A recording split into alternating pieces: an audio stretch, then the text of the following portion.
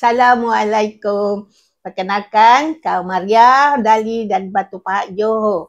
Kak Kamal nak kongsikan pengalaman Kak Kamal selama Kak Kamal menggunakan produk Sunnah Superfood.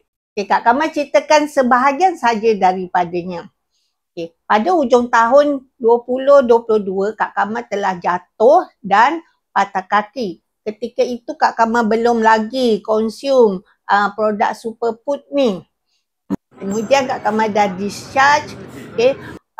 Doktor dah benarkan berjalan tapi masih lagi dalam proses pemulihan. Jadi bila Kak Kamal diperkenalkan dengan produk Sunnah Superfood ni, okay, Kak Kamal mula konsum dan Kak Kamal dapat lihat perubahannya. Sebelum tu Kak Kamal selalu sakit bahu. Bahagian yang patah masa jatuh tu dia peha tapi berhampiran dengan lutut.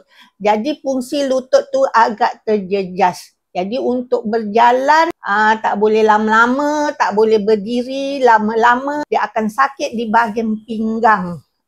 Alhamdulillah selepas beberapa ketika, Kak Kamal pun tak ingatlah berapa lama. Hampir setahun juga tak. Sehingga sekarang lah Kak Kamal masih lagi konsum dan Kak Kamal dapati perubahan pada diri Kak Kamal. Jalan dah semakin stable, berdiri dah boleh agak lama, tak bandingkan dengan dululah. Jadi melangkah pun dah semakin smooth. Okay. Dah boleh naik tangga perlahan-lahan. Doakan Kak Kamal supaya Kak Kamal akan kembali cergas seperti dulu. Yang penting dapat solat, duduk tahiyat dan sujud.